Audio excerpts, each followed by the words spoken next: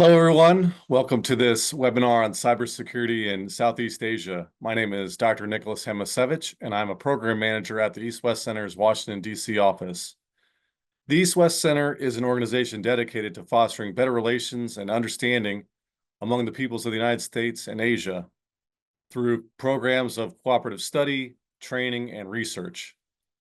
Part of that research effort is with our RICE program, which is an acronym for the Research, Innovation, and Collaboration Exchange Program, where we partner with experts and organizations to undertake projects that examine relevant issues to U.S. Indo-Pacific relations in new and creative ways.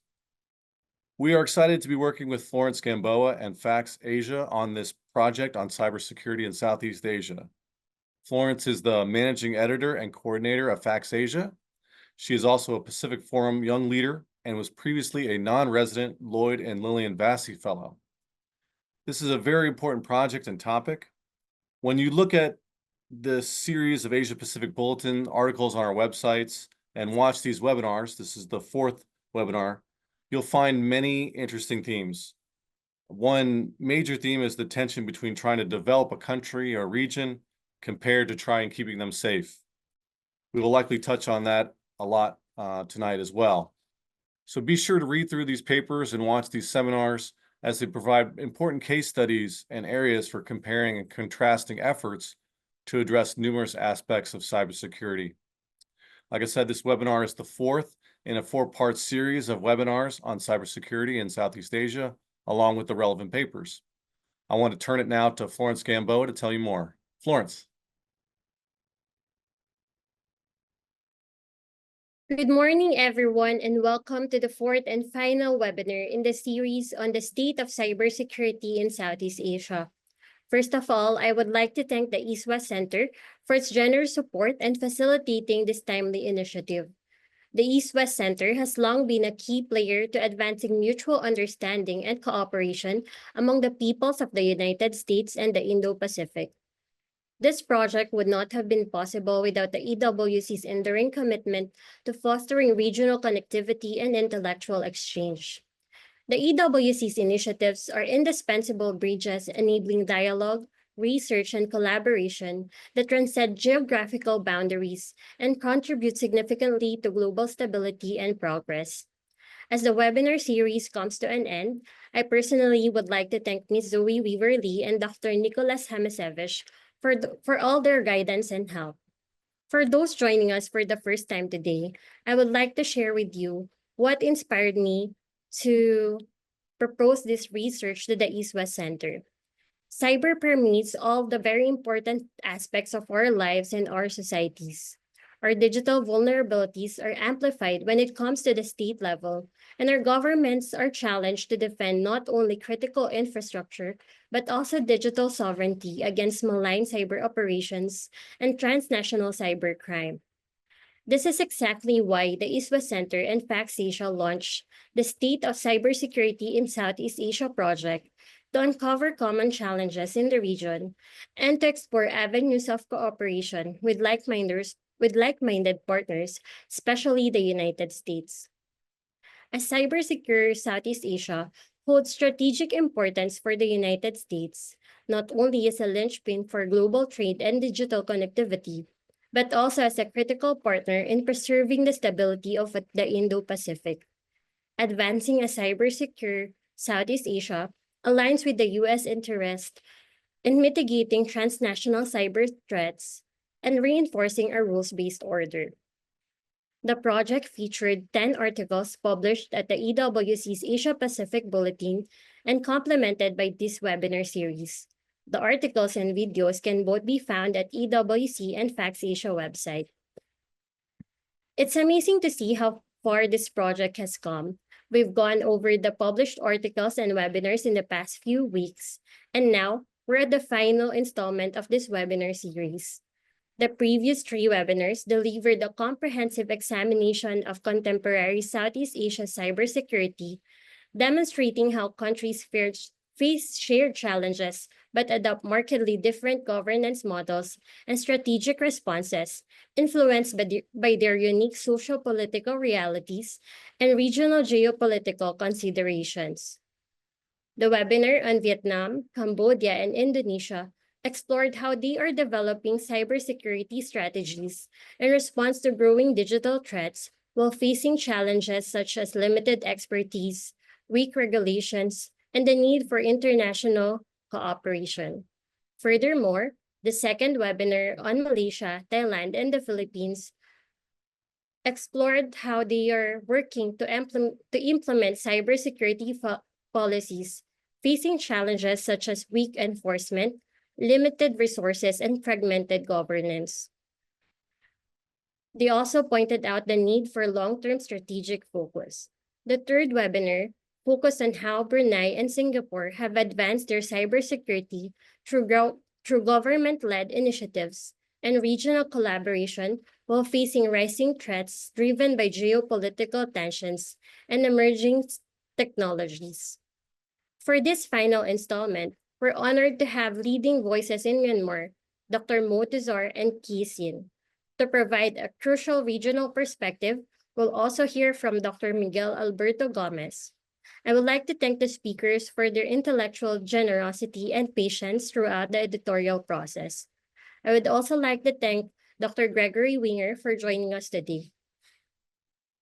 Our dear audience, thank you so much for joining us one last time.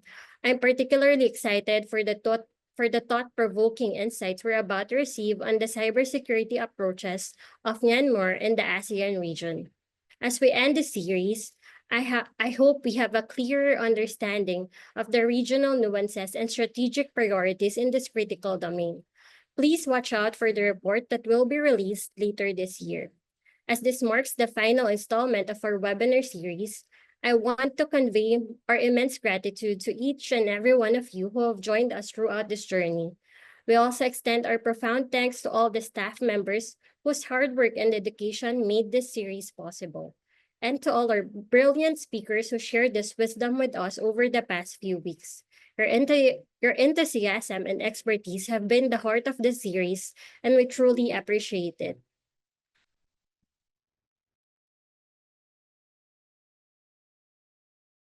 Thank you so much, Florence. Let me introduce our panelists for everyone. Dr. Moe Thuzar is a coordinator for the Myanmar Studies Program at the ISEAS Yusof Ishak Institute. She joined ISEAS in 2008 as a lead researcher in the ASEAN Studies Center up through August 2019.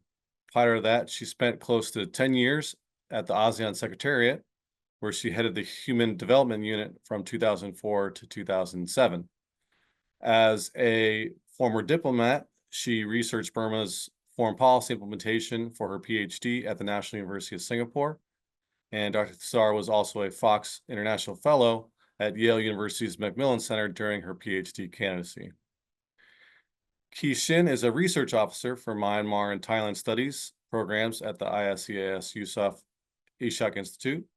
Kee Sin holds a BA in English from Dagon University and completed a master's in contemporary China studies at Renmin University. He recently graduated with a master's in public policy from the Lee Kuan Yew School of Public Policy at the National University of Singapore.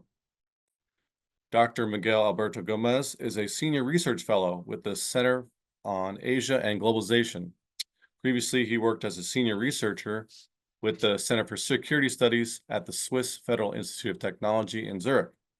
He has published in places like the International Studies Quarterly, the European Journal of International Security, and the Journal of Information Technology and Politics. And Dr. Gregory Winger is an assistant professor in the School of International and Public Affairs at the University of Cincinnati. He specializes in cybersecurity, U.S. foreign policy, and security studies. His research examines collaborative activities like defense diplomacy and how they've been used to facilitate cooperation on emerging security issues. Dr. Winger has done significant work on how these activities have occurred within the U.S.-Philippine alliance and how they are now being adapted to cybersecurity. He is the recipient of numerous awards, including the World Politics and Statecraft Fellowship from the Smith-Richardson Foundation and the Leifer Erickson Scholarship. So as you see, we have a great panel for you tonight and today. Let me turn it over to Dr. Thuzar to start us off. Dr. Thuzar, please. Thank you very much, Dr. Hamisavich, and very good morning or good afternoon, good evening from wherever you're joining to the webinar attendees for this last installment of a very interesting conversation discussion, albeit online, on cybersecurity in Southeast Asia. I would like to take the time allotted to me to just give a broad overview of cybersecurity, of the cybersecurity landscape in Myanmar, shall I say, with a focus on the capacity. And then my colleague Jizin will be delving deeper into what exactly that capacity means in terms of the legal infrastructure. And on both our behalves, I'd like to express our sincere thanks to the East-West Center, and of course, particularly to Florence, who has been coordinating this project for putting together all these important observations for the region. I noted in the chair's opening remarks about the importance of this challenge of trying to develop a region versus also the challenge of keeping it safe. And I think that really encapsulates the conundrum that we face when looking or assessing Myanmar's cybersecurity capacity. Florence has highlighted the emphasis that other countries in this region have placed on defending digital sovereignty while at the same time developing cybersecurity infrastructure. Now, that is admittedly easier when there is relative political stability and a level of trust in the state for governments, for the states to actually pursue government-led initiatives that look at shoring the gaps of enforcement or even the uneven governance levels if we're looking at state level or community level initiatives. So with that, I'd like to just present three broad points in the overview about cybersecurity in Myanmar. Arguably, I think the situation that we have for Myanmar's cybersecurity really will show if you read the commentary and of course following the conversation this morning, it's the weakest link in ASEAN and therefore presents a continuing challenge because the approach in Myanmar, regardless of the close to 20 years of which the legal framework for cybersecurity has been introduced in development, the approach in Myanmar really emphasizes control over capacity. And also the emphasis on security in cybersecurity actually conflates national security with regime security. And that has become much more obvious since 2021 and the military coup effected by the Myanmar military over a democratically elected government. And the approach in Myanmar also, I think, emphasizes how political instability allows cybercrime networks to continue and flourish despite this overarching emphasis on what constitutes security. So that's the first point that I wanted to highlight about a continuing challenge. My second overview point, for which Jizin will delve deeper, is the woefully underdeveloped or inadequate infrastructure.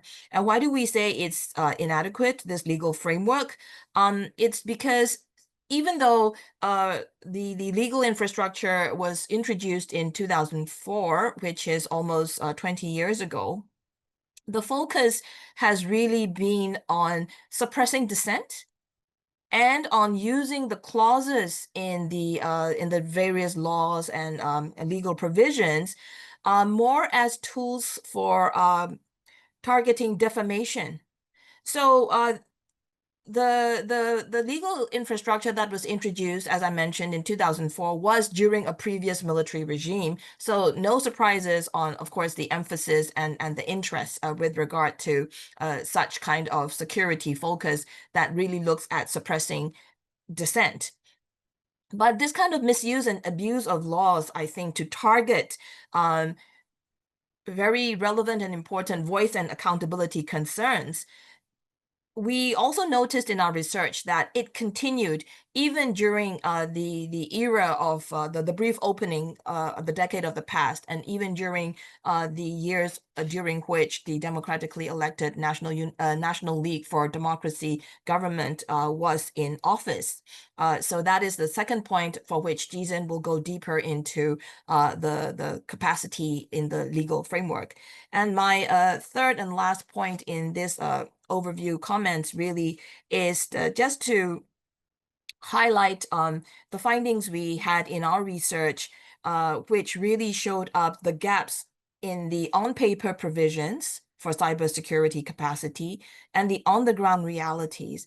And in a situation that Myanmar finds itself right now, since the spontaneous nationwide pushback and response against the military coup in 2021 up to now, with the spiraling civil war situation and conflict, really is there is this very uneven governance patchwork in Myanmar's current civil war situation, where I think rising or the increasing cybersecurity dangers do threaten to become a cyclical issue due to the ongoing political stability and this, this poor governance, or the inability to, I think, even enforce what measures are there. And it is further complicated by the existence of different quote unquote networks of security on the ground. These range from networks among different armed ethnic organizations who are seeking to really, I think, eradicate the brutal suppressive role of the Myanmar military. Since 2021, we have also seen networks of security emerging between the longer established ethnic armed organizations and the local defense forces that are also called People's Defense Forces that have somehow come to represent the more or less armed nature of resistance against the military coup. And there are also a web of networks of maybe actors, stakeholders who do not necessarily hold arms, but who are nevertheless involved in pushing it back against military rule. These would be those in the civil service who joined the civil disobedience movement after the 2021 coup, the civil society organizations who have been trying to raise voice and accountability issues, and various political parties and lawmakers who were elected during the 2020 elections, but who nevertheless did not get to fulfill their mandate. Then there are also security networks, say, between the Myanmar military and those who have, I guess, more or less defected from the larger established ethnic armed organizations to collaborate and collude with the Myanmar military as border guard forces. And I think this network in particular presents that danger to cybersecurity due to the type of illicit economic activities that have sprung up along Myanmar's borders that are providing some kind of income generation stream for such actors participating in this kind of a network with the Myanmar military. And there are, of course, pro-military security or defense forces locally who are also seeking to assert their own security. So I'll stop here and yield the rest of my time to Jizhen to delve deeper into what does the cybersecurity framework mean in Myanmar. Over to you, Go Jizhen. Thank you so much for your introduction, Moe. So let me quickly share my presentation slides. Okay. So what makes Myanmar different from the rest of ASEAN peers is when across Southeast Asia and in many ASEAN member states such as Singapore, Malaysia, and Thailand, cybersecurity laws are already in place and enacted. But like what we have to note is the frameworks of these countries in cybersecurity realm is largely geared toward economic resilience, data protection, and building digital trust. In most cases, they come with some degree of judicial oversight, aiming to support national development while addressing the public safety and privacy concern. But in the case of Myanmar, Myanmar has taken a fundamentally different approach. So, cybersecurity in Myanmar is not about enabling economic growth or protecting citizens. It is more about consolidating the power and preserving regime control across successive government, as Moe have already explained in her session. Like not just the military government, also the civilian government trying to use these laws to like consolidate the power. So, unlike its regional power, Myanmar used the cybersecurity legislations not to foster the innovation, but to enforce the political repression and control over the people. So what we are witnessing is a textbook example of digital authoritarianism. So the use of digital technologies and law not to open up the society, but to lock it down. In this model, cybersecurity became a state-centric, coercive, and highly politicized tool. Laws are usually deliberately left to vague. Then the regime can use the laws to suppress dissent, criminalize online speech, and control the information across the digital spaces. So let me give a quick timeline of how the different laws were enacted across Myanmar cybersecurity landscape. So in 2004, the first of the three laws, the Electronic Transition Law, was enacted. But with the 2010 political reforms, it came with the internet censorship significantly relaxed in 2012 under the President Thein Sein government. In 2013, telecommunication law was enacted to address these concern over the growing telecom industry and to regulate the telecommunication operator, but it also come with the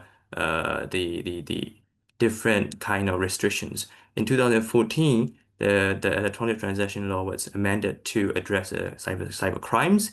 In 2021, the cybersecurity law was introduced as a draft right after the coup. But we have noted that the discussion about the cybersecurity law was already began under the NLD government, the civilian NLD government. In 2021, electronic transaction law was again amended to cover the personal data protection. And in 2025, the cybersecurity law was finally enacted. It covered many areas already covered by the earlier laws of electronic transaction law and the telecommunication law.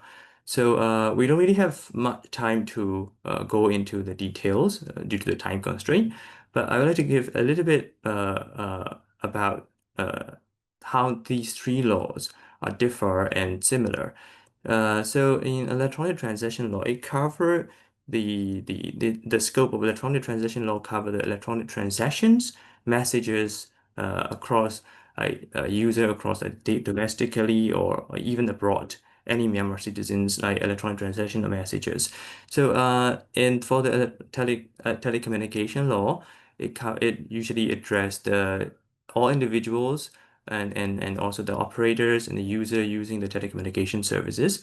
For the cybersecurity law, it addressed digital platform, especially with a large user base over 100,000 users, and also the cybersecurity providers and the VPNs providers. I mean, there were no VPNs before the coup, but after the coup, some certain social media websites and applications were banned in Myanmar, so people started using VPN. So the government also tried to regulate the VPNs through the cybersecurity law. So when it comes to data and content moderation, the electronic transaction law is usually only focused on the legality of the digital records and the data integrities. But the telecommunication law, I mean, the intention of telecommunication law is to regulate the telecom operator infrastructures, but it has very infamous sections called the Section 66D, which were used to address the offenses like the defamation threats via the telecommunication networks, used repeatedly by the military regimes and also the civilian government again after the coup to arrest and detain the dissents and the journalists. And for the cybersecurity law, it has more and clear focus on the content moderation and the harmful content, misinformation, and also the privacy obligations. What is especially important here are the criminal provisions. All three laws contain the penalties that are very vague and overly broad. So vaguely defined threats to threat to state security or the national interest, usually used to criminalize the online expressions or banning unapproved VPN users or certain websites. Finally, all three laws present a serious risk to the freedom of expressions. They have been repeatedly used, like I have addressed before, arrest the critics, suppress journalism, and enable surveillance not to protect the user, but to protect the regime in power. Let me be clear here, it's not just the military regime, it is any form of government since the first cybersecurity law was introduced in Myanmar in 2004. So let me quickly take a moment to explain the mechanism through which Myanmar cybersecurity framework is being abused. First, we have the use of the vague legal definition, like the disturbing or the national, this words like disturbing national solidarity, fake news, or the national interest, which are very vague. There is no real definition of what is national, what like disturb the national solidarity or what disturb the or block or threaten the national interest. So it could be used to target uh, any oppositions against the state or any critics against the state or the military.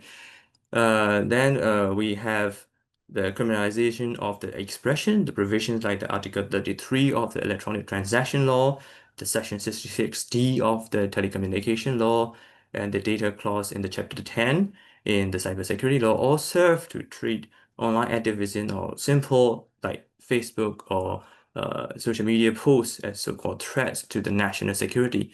Third is the preempted surveillance. Under the 2025 cybersecurity law, the authorities are empowered to monitor user data even before a crime is committed. So this means that everyday digital behavior can be monitored, watched, and recorded by the authority without the consent of the user. So not for the protection, but usually used to punish the user instead. So next we have the punitive licensing rule. The platforms and VPN user now must register and comply with the government mandate and share the information or risk legal penalties. So this also block the online anonymities. I mean, the entire reason of using VPN is to protect your privacy and be anonymous. Now this anonymity is already blocked and the shutdown and alternative access to information as well and the forced compliance using the state power. And finally, there's a complete lack of appeal or redress. With the rule of law weakened and the regime, there is no meaningful check on these powers. Prosecution are usually often driven by the political narrative, and there's no real accountability here. The last slides actually.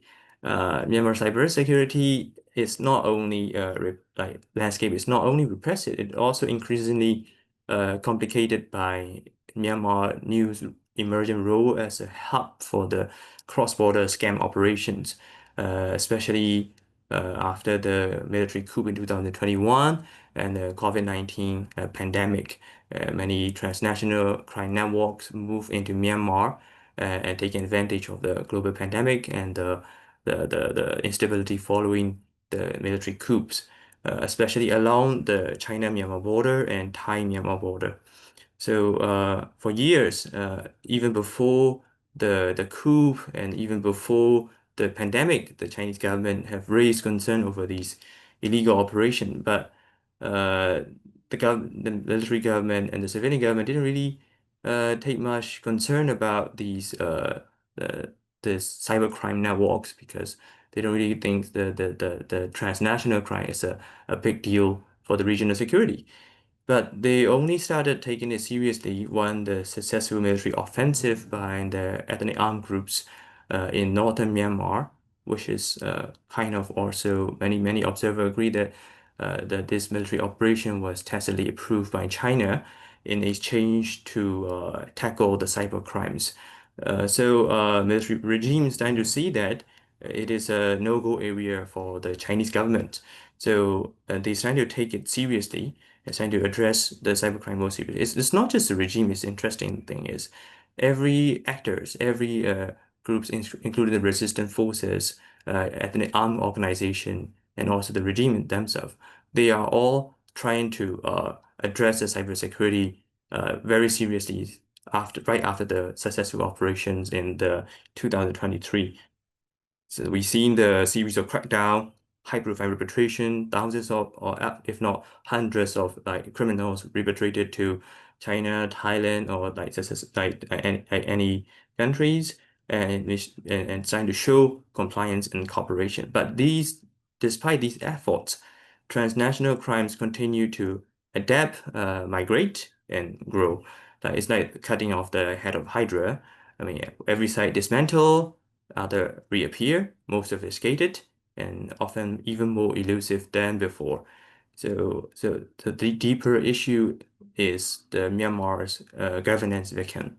The regime is regime control over the Myanmar is like starting to weaken, and many ethnic armed organization and resistance groups are starting to control more areas, and they are all, but yes, it is true that they're influential on the ground, but the challenge is they lack a unifying structure or international legitimacy to manage complex digital and cross-border threats and cooperation with the regional partners. So since I mean the regime cannot provide security, and the resistance cannot also provide an alternative at this moment yet. So as a result, Myanmar's cybersecurity environment today is fragmented, politicized, and highly unstable, posing risks not just within the border of Myanmar, but to the entire regional security and regional cooperation. Thank you. Great, thank you. Dr. Gomez, over to you for your remarks, please. Thank you very much. I'll start off first by thanking both the East-West Center and FACS Asia for inviting me to participate in this project. I think it's extremely timely, given all that has happened in the past and all that is currently going on at the present time. So I won't go into the nitty-gritty of regional initiatives for cyber. There are a lot, both within the region, involving actors within the region and from outside the region. So I'll keep my presentation short and focus on three key arguments when it comes to regional and extra-regional cooperation vis-a-vis cybersecurity. And I think I'll start by essentially saying that as it goes, ASEAN has actually thought about cybersecurity much earlier in a formalized manner than other regions have. So if you go back to the discussions within ASEAN, these initiatives or the impetus for them actually go way back early 2000s or even late 1990s, as compared to other relevant regions such as North America or the European area. But that being said, the region does it, ASEAN itself or Southeast Asia writ broadly, does present specific challenges when it comes to cooperation within the sphere of cybersecurity. So I'll highlight the three main challenges that I discussed in the short paper that I wrote. So first and foremost, the elephant in the room, basically, for the region when it comes to cooperation is different levels of cyber maturity and technical maturity that you see within Southeast Asia. And this is fundamentally problematic because if one particular country is way, way ahead than another, then how you cooperate or the nature of the cooperation changes fundamentally in terms of what capabilities one particular partner can do or one particular partner is interested in. And this in itself would essentially boil down to the region focusing on what I would term as the lowest common denominator in terms of initiatives. And we actually see this reflected. So anyone who's familiar with the cybersecurity initiatives in the region, we always focus on capacity building, for instance, because that's the thing that everyone can agree on. But from my conversations from other scholars, both within and outside the region, I think we need to move beyond capacity building, beyond just capacity building, as You can only do so much of that without addressing the other larger issues at stake. The second point that I'd like to raise, the second challenge that I'd like to emphasize is cybersecurity means a lot of things to a lot of regional states. So in the Myanmar case, for instance, it was emphasized this focus on informational control, for instance, can differ from what other countries would prioritize. So some countries, such as Singapore, for instance, puts an emphasis on infrastructure security. The Philippines, for instance, to a degree, mixes both. And then you have Myanmar and other countries that focus primarily on information control. And this is not a problem that's unique to the region, or at least cooperation within the region. It also raises problems when we want to cooperate with actors from outside the region, the United States, the EU, for instance. I've said this to a couple of folks. Greg knows that I have particular issues with the term like-minded states, because that is an extremely loaded term, because it fails to recognize the fact that for cooperation to be successful, you also have to acknowledge the fact that everyone views the issue quite differently, or has certain nuances in terms of how certain problems are perceived. So that's one thing that needs to be addressed. And then the third and final point is that we cannot ignore the fact that cybersecurity is not exclusively a technical problem. So cyberspace has, over the last 2 decades, is increasingly part of countries' individual foreign policy toolkits. So in that sense, established or emergent strategic prerogatives will always be tied in with cybersecurity issues. So that in itself also poses a challenge for cooperation. So an example that I've used is, so how would you get the Philippines and Vietnam, for instance, to cooperate with one another, when we know, for in fact, it's not officially acknowledged, but it has come up in private sector reports that Vietnam does actively engage in espionage operations within the region. So given that prerogative that they have to collect information that they would use for strategic advantage, how do we promote intra-regional cooperation given that reality? And then zooming out in terms of cooperation with other actors from outside the region, the US in particular, how do we cooperate with the United States, or how does the region cooperate with the United States when the region finds itself in between the interests of both the US and China? The region cannot disassociate itself from either of these great powers. So how do you strike that fine balance between meeting our cybersecurity needs, while at the same time acknowledging the fact that we need to, or we have a part to play in this ongoing competition, like it or not, between the United States and China? So unfortunately, not much answers from my end for this presentation. I'm happy to talk about it during Q&A or conversations with our discussant, Dr. Winger, but I'll keep it at that in the interest of time. Thank you, Dr. Gomez. Really appreciate it. Over to you, Dr. Wigner, for your remarks, please. Thank you. And I also, again, want to start by thanking the East-West Center as well as Fax Asia for putting on this terrific series of webinars. I think it's an excellent topic. I think, Florence, I especially want to thank you for organizing all of this, putting this together, and pursuing this. We are at a critical junction in the global development of digital affairs, digital governance, and so much of that conversation has been dominated by a handful of large, prominent states, most notably the United States, China, Russia, the usual suspects. And the reality is, so much more of the important dynamics within cybersecurity, within the global cyberspace, and the future of what the digital domain will be, is driven more by countries in Southeast Asia, of the Myanmars, of ASEAN, of these regional organizations. And those debates, those experiences, are incredibly valuable to understanding this. And events like these series are essential to better understanding them, learning these key lessons, and identifying all those really important dynamics and factors that are missed by just focusing on the big states. And so this entire series has been fantastic. And I was very thrilled to be asked to speak to this specific one as a discussant. Initially, I was a bit skeptical of the relationship between Myanmar and ASEAN as like, okay, two very different ends. And yet, especially as I read both of these works, there's really a core question that sits at both of these papers and both of these experiences. And in a lot of ways, it's the central question of cyberspace and digital governance. And that's sovereignty, right?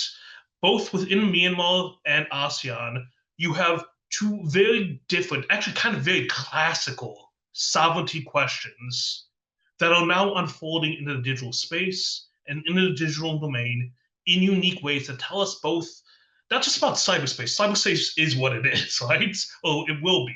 But what's the nature of governance in the 21st century? And how will both pre-existing issues of governance resonating and how new ones emerging? In the case of Myanmar, you have the sovereignty question in the kind of classic Hobbesian sense, right? You have a regime and a state that is teetering on the brink of domestic conflict, right? And how do you have this regime under siege after this coup? How are they trying to translate these, again, millennium-old questions of a government in charge trying to stay in charge? How are those dynamics now unfolding in the digital space? And one of the things that this paper does extremely well is unfold how Myanmar is trying to weaponize or utilize this digital authoritarianism to try and bolster its own sovereignty, right? To remain in power. And how, even with its limited assets, right? It's not trying to necessarily win over people. So, for example, instead of investing in digital economics, right? Instead of development, of trying to leverage genuine potential, right? For a new, vibrant, alternative vision of the future, it's instead this kind of classic authoritarian model translated through digital means of policing content, control, monitoring, right? And so within Myanmar, you have that classic internal struggle of how does a sovereign remain sovereign? And what are also some of the costs of limited sovereignty, of that retreat? The proliferation, this came to the end of Kisen's point, conversation of the proliferation of criminal organizations in Myanmar, especially these massive compounds of online gaming, of pig butchering, of all these things, of what happens when you have the breakdown of sovereignty in the physical sense, right? When a government is not actually able to control its own territory, how does that then resonate online as well in terms of the growth of these transnational criminal networks? And then there are widespread implications for geopolitics, right? Especially with China, who has often been victimized by it. So you have this, again, this underlying question of sovereignty and how does a regime try and use these digital means to stay in power, but also what happens as that erodes. And that's a situation that is not necessarily unique to Myanmar. We've seen previous examples of that in certainly the Middle East over most of the past decade, but we see this play out in a really unique fashion. And again, that is something we do not see when we focus on the United States, on Russia, on China, on the great powers, right? And yet it is a core question of governance, it's a core question of international relations, and it's something that is going to become more and more common, again, as these situations develop. And that sovereignty question also gets us back to Miguel's paper, right? And ASEAN. Because as much as ASEAN has a founding mantra, it is sovereignty, right? It is a region that has been formally and historically abused by abuses of sovereignty, especially by outside powers, and a collective organization of regional actors who are fundamentally committed to recognizing and upholding each one's sovereignty, right? Good, bad, or otherwise, the borders are what they are. We don't interfere with each other. Well, how does that happen in cyberspace? You have a fundamentally transnational domain. There is no clear borders here. So how can you have a categorical respect for state sovereignty in a fundamentally transnational domain? And so one of the points Miguel raised is capacity building, capacity building, capacity building. That's always what comes up. And one of the questions that comes out of it is that comes up because that's important? Or is it because that's the only thing people can agree on? And just to give an example of this from a completely different context, I was involved in a conversation event a long time ago, but it was about decades. So looking at climate change in ASEAN, how is ASEAN kind of like these kind of things? How is ASEAN as a regional actor organizing and developing resources both between and amongst its members to address this issue of climate change? And one of the initiatives that came out of this was, well, aside from Laos, every ASEAN member is also a coastal state. They have a seacoast. And so one of the things was the working groups got together, was like, what we could do is share sea borders. We could track the erosion of coastlines across the region, right? Each country has models set up to track the erosion of the coastline in response to climate change. And it was a great idea, right? It's a scientific endeavor, collective problem, fundamentally transnational cause of climate change that we all feel. And it was going really, really well until the navies found out about it. Because, like, you're sharing the maps. You're not allowed to share the maps. And this is kind of the situation with sovereignty in cyberspace as well. Cyberspace, yes, transnational issue that poses unique challenges to everyone in ASEAN, collective interest in why to go well. But then once you start to see what that cooperation means, right? What does cooperation actually mean? And when does that cooperation start becoming a challenge to sovereignty rather than an enabler of it? And so we see that across multiple different elements of how ASEAN cyber is developing. Internally, not the external thing is its own question, but for example, Miguel mentioned Vietnam. What happens when you have a regional actor who is willing to use fairly aggressive cyber actions for its own state abilities? Do you call that out? Does the abuse of sovereignty by one actor then justify calling them out or abusing it likewise? Same thing with the criminal actors. Looking at Myanmar and Cambodia, the growth of cyber crime across the region is a major threat to the people in the region. Do you do that collectively, try to resolve that? Or does that now become again another challenge? And so this is kind of that same question ASEAN is facing of how do you balance collective interests and needs versus respect for state sovereignty? Even when there is a desire for cooperation, how do you square that circle between competing incentives? And so is this a die-hard thing of what we have is what we can have? Is this building to something better? Or are the other political disincentives too strong to ultimately start any of that? And this is where that external competition comes into it, right? Because the digital space is increasingly contested between great powers. As much as we do need to look at the others, Howard Zinn used to say you can't be neutral on a moving train, right? So how does ASEAN, even as it handles these internal dynamics, try and remain stable and focused and unified amidst dramatically deteriorating geopolitical contexts, both in terms of geopolitical competitions, in terms of economic spheres and decoupling? How does that happen? And is there now a collective interest to maybe overcome some of those sovereignty concerns for collective self-interest? Or do you double down on those sovereignty concerns? I have no answer to that, but that's also why these conversations are fun. With that, I will yield remainder of my time. I'm really looking forward to the question and answer. Thank you all again. Really appreciate this and really enjoyed it. Great. Thank you so much. We have the Q&A chat box, so please put your questions in there. We have some questions building there, so let's start with those. I think this might be toward maybe Dr. Gomez initially, but anyone else can jump in. Question about the U.S. or these other big powers trying to work with the ASEAN countries, and is it easier for them to work with the more fragile ASEAN states like Myanmar, or is it easier to work with some other states that have some other better capacities? And is there a way they can do that without undermining ASEAN centrality or reinforcing some of the authoritarian practices? All right.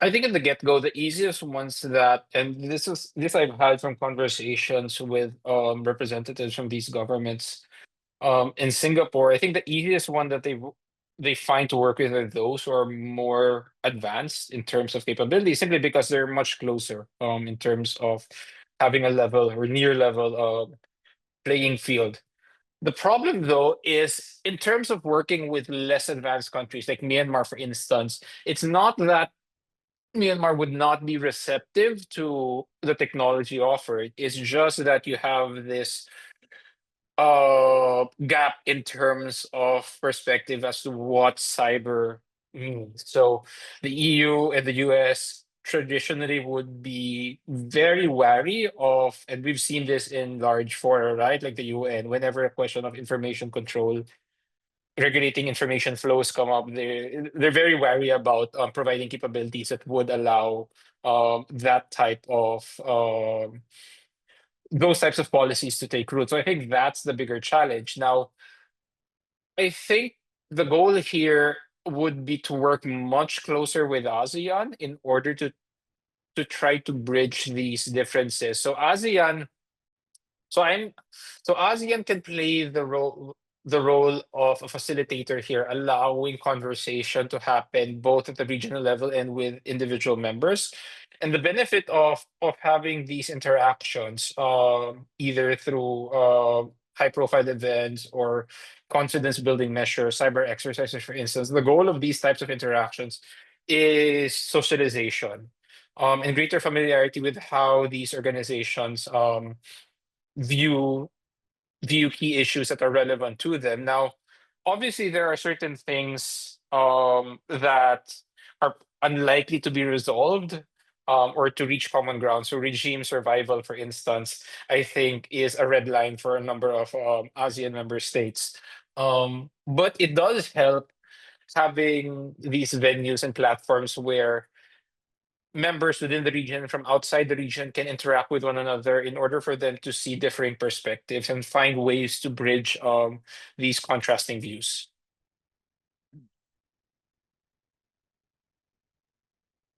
Dr. Thuzar and Kishan, I was surprised at how much the cybercrime was targeting China and Chinese nationals. Are those crime syndicates not really kind of afraid of the response from China, or what's going on there with the attack on China, or being so willing to attack China and Chinese nationals? Right. Okay. Very quick response, and perhaps Jizan can also add more details to it, because Jizan and I were doing a case study on this extraordinary rise of cybercrime in the past years. And what we found is something that we've tried to highlight. Of course, when we have limited word space or bandwidth, you do tend to essentialize a lot of things. But what we found really is in those gray areas where the arm of enforcement cannot really reach effectively, that is where cybercrime operations can locate and flourish. And they are not necessarily cybercrime operations that are homegrown, so to speak. Those areas could become homes to, or hosts to, or locations of cybercrime operations that target a particular country or citizens in a particular country due to the kind of expertise or interest that they have. And this actually proliferated during the pandemic when everything moved online. I think prior to the pandemic, we did hear about cybercrime issues, but they were really kind of at the national level, and also something that I think different governments in this region would try to address in their national jurisdictions, focusing on enforcement and so on, and of course, the security of their people. But when things moved online during the pandemic, that's when I think the reach also started going more global, reaching, I think, even the shores of countries across the world, like the United States and so on. So I think we need to bear that in mind about I think governance and enforcement here being particularly important when we want to address these kinds of operators who may be beyond the reach of not just national jurisdiction, but also whatever I think regional concerted effort that can be exerted, even though I think Dr. Gomez has highlighted, as well as Dr. Winger, that what ASEAN can do really is to forge that confidence building or focus on capacity, because that's all it can do as an intergovernmental organization that still, I think, respects the sovereignty of each of its member states and trusts in the capacity of each of its member states to address issues within their own jurisdiction. So I think that's how the lay of the land is. It's hard to pinpoint. Some of these operations actually may have a completely different organizational structure that rarely may have nationals or citizens of, say, the country on which soil they are operating, at the apex, shall we say.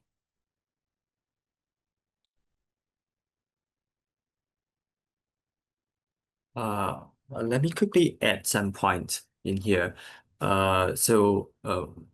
The judging on the questions you asked, the criminal syndicates actually move into Myanmar after the pandemic and the military coup. They already established some connections in Myanmar's like borderlands even before the coup and the pandemic. But after the coup, after the pandemic, I mean, the Chinese government is trying to crack down on the syndicates within China because of the rise of cyber crimes within China itself. So they're trying to find these safe havens where they can operate safely. So they find like some areas in Cambodia, in Philippines as well. But they find Myanmar as the most convenient way because the borders are porous, and the organization that are actually in controls of border are not necessarily government sometimes. And these like the militias backed by the regime they are willing to sell their loyalty for any price. And there are also casinos already established along the border to host and cater the Chinese customers, because we have a gambling law passed before the pandemic. But it was, I mean, essentially to create a casino city. But then because of the pandemic, those casino operators have to find some other means of income. So they find these criminal syndicates willing to move into Myanmar as an easy source of money, and they have the protections of these the militias in the region. But at first, they don't really challenge the authority of the Chinese government, but then they're starting to become, I would say, more arrogant in their responses to the law enforcement personnel from China. And they didn't really think that China will just, trying to enforce its justice across border.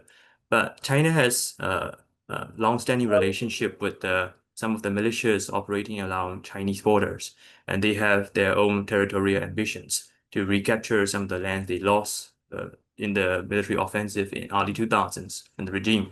So the Chinese government somehow gave kind of a tacit approval to,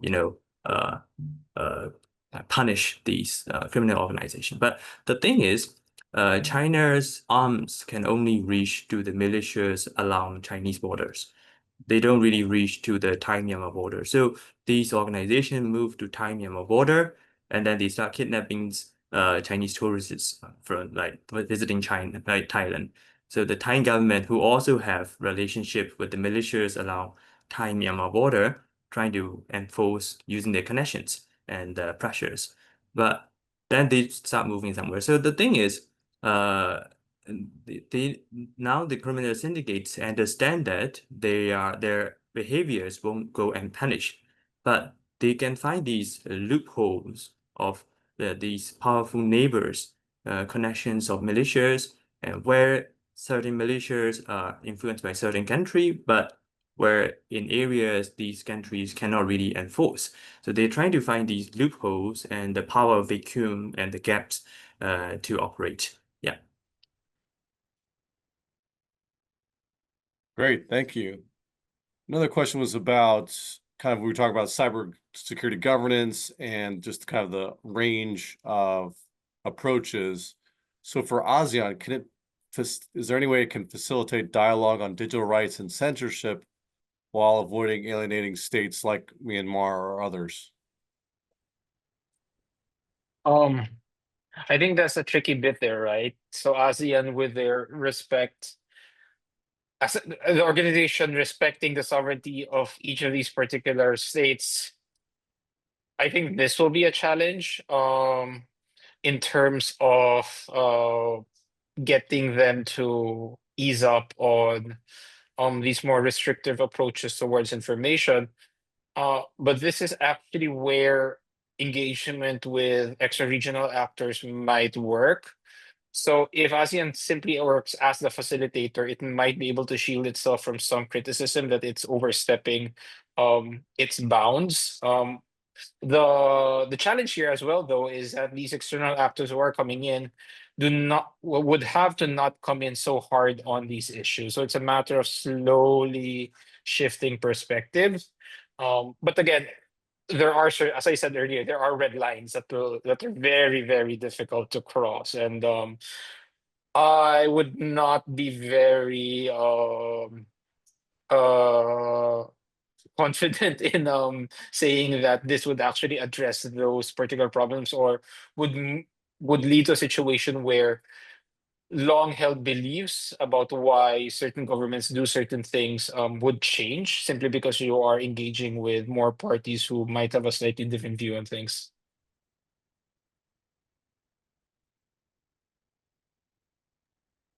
Great, thank you. Is the Myanmar regime like shutting down the internet in areas when it's trying to control things? We've seen that in kind of other places. And if so, how are different groups trying to get around that? Very quickly, I think that's been the response even before the coup. Whenever there have been, I think, instances, clashes with, ethnic armed organizations and so on, the response usually is to try and shut down communications, channels of communication, and that of course includes the internet. So this is a phenomenon that we've seen even during past years before 2021, and of course since 2021, in the name of security, and of course across wider areas. And this is where I think the mention that Jason made also of the use of VPN came into play for people to try and get around the blockages and the internet cuts. Yes, Dr. Wigner. Yeah, I just wanted to build on that point because I think this is a really important dynamic, and I think it speaks to one of the larger points made about Myanmar, but also this question of governance. And this is internet shutdowns is a tool of the weak. It is what regimes do when they don't have better options. And the more advanced capacities that states have to operationalize the internet through monitoring, policing, blocking, they want to keep that access open because that actually enhances the ability to police, monitor, and potentially subdue protest survivors. When they don't have that capacity, and that's certainly the case in Myanmar, that's when they pivot to shutdowns. Wow, that's so interesting. Just the fact of being open that you can have more access to the data, to the information of people. That's really interesting. Thank you for that comment. When we're talking about kind of the different, Dr. Gomez, you mentioned this in your paper, this comprehensive view of cybersecurity and security compared to other countries or institutions where they're looking at through infrastructure resilience, data security. Kind of what does that mean when countries are trying to cooperate with ASEAN or trying to work with countries in ASEAN? How much does that really kind of affect the dynamic of interacting with countries? I think it does significantly affect the nature of the interaction. So in the case of ASEAN, the comprehensive approach to security is the net result of its collective historical experience, particularly during the Second World War, post-war, post-independence, post-colonial experience and whatnot. And it affects cooperation because this comprehensive view of security is linked to certain beliefs which governments in the region view as existential. So if you have an actor coming in and saying that information controls or censorship should not be part of your cybersecurity initiative, that's a direct challenge to how they view their own security posture and would automatically bring up walls towards that affect cooperation. And this actually also explains why a lot of the things that we're doing right now is centered around capacity building, because that's the one thing that generally everyone can agree on, because it's essentially non-controversial and does not rub against the sensibilities of those in the region. So I think for those coming in who wish to engage with ASEAN member states, it's always necessary to keep in mind that how the region views security tends to be distinct, um, tends to go beyond simply the technical aspects of security and would include certain societal dynamics as well. That doesn't necessarily make things easier, but at least it gives those who wish to help or wish to cooperate with us a clearer picture of the situation that they're facing. Thank you for that. Dr. Thuzar, Gishan, yeah, Dr. Thuzar, you want to mention something? But I have, as real quick as my last question for you guys. For Myanmar, it has some cybersecurity elements that other countries have used in more appropriate ways, like the certs and having task forces with the police. What would a democratically elected government need to adjust or do with these cybersecurity elements that are already in place? Would they have to kind of scrap them all, or would they have to just kind of have better language within the laws? What do you think as well? Okay, thank you. That's, I think, going to be a topic of our continuing research, because it's hard really to say whether a democratically elected government should do or continue with this, whereas, say, a military regime or more authoritarian regimes can or cannot do this. And I think that I raised my hand also because I wanted to add on to Dr. Gomez's observations about ASEAN's role. And the earlier observations about, capacity building and is that all we can do? So I think, that's the whole, I think, dynamic of how ASEAN tries to intervene without intervening. And perhaps the lowest common denominator here is to offer capacity building to people in the various departments and so on, with the hope that they can at least take this knowledge, this communication, and be better informed, even if the operating environment is not conducive. So I think that's been kind of ASEAN's focus, and this also draws from my own experience sitting at different sides of the regional table in terms of engaging recalcitrant members such as Myanmar, even under previous military regimes, or even during the decade of opening, where there were security concerns that both the military-backed government or the democratically elected government used as reasons to try and circumnavigate or qualify how they responded to ASEAN's offers. So, what I say may sound as unpopular, but as a constructivist and in terms of, I think, this importance that I think people in this region place in ASEAN place on engagement with a view to keeping communication channels open rather than conferring sovereignty or recognition one way or the other. I think that's what ASEAN's been doing when it comes to the Myanmar question. At the working level, in different technical working groups, different sectors, apart from the key political high-level meetings, the discussions and kind of initiatives have been continuing, and this is the mention that I think both you, Mr. Chair, and also Dr. Gomez made about regional initiatives. I've just been reading the chairman's statement from the ASEAN summit recently concluded in Malaysia, and there are a few paragraphs there that talk about cybersecurity and particularly the importance of operationalizing the ASEAN Regional Computer Emergency Response Team. It's called the CERT, I think. So I think there are these regional kind of a framework or mechanisms in which keeping communications channels open and building capacities, I think, is looking forward to the future where acting on such kind of capacity or expertise can actually give that ready base on which to, I think, better implement legal framework.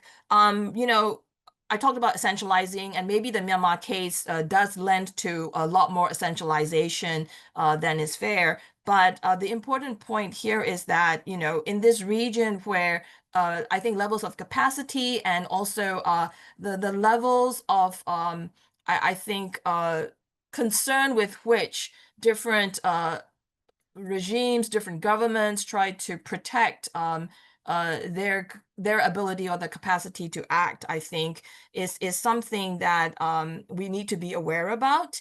And in those imperfect circumstances, what ASEAN does, I think we need to see it more as operating within its limitations. And in this context, I'd also like to bring up the notion of the ASEAN Dialogue Partnership, because I think there was an earlier question about, working with US versus China and all of that. The ASEAN Dialogue System appoints country coordinators among the different ASEAN member states to coordinate the dialogue relationship with a particular partner. And for this current 3-year cycle, Cambodia is the country coordinator for ASEAN with regard to ASEAN-US dialogue. So there are a lot of things that I think that can be discussed through that kind of channel, but there is also this dynamic in ASEAN where the different dialogue partner countries can and do go either sub-regionally or individually, depending on the different bilateral levels of, I think, comfort or cooperation. And that can also come under this broader rubric of supporting capacities to implement ASEAN commitments. So I think the one big lesson I've learned in all my years monitoring ASEAN and being in ASEAN is commitments can be regional, but implementation is national. And for that, most of the ASEAN member states always emphasize capacity building. Thank you. I really appreciate it. And I appreciate all your comments and insights from all our panelists for this webinar and from all the previous webinars we've had. Appreciate all of you joining us with tonight and this morning. If you stay up late with us here in the United States or you're up early in Asia, we really appreciate all your support. We want to thank Florence and Fax Asia for all their great work with this project, coordinating and finding these great experts to help us work through all these issues and think about these issues in cybersecurity in Southeast Asia in this really important time in Asia and in US-Asia relations. So thank you once again, everyone. Have a great day, and please continue supporting all this great work from the East-West Center, from Fax Asia, and from all our other panelists. Read our papers and check out the other webinars as well. Thank you again. Have a great day.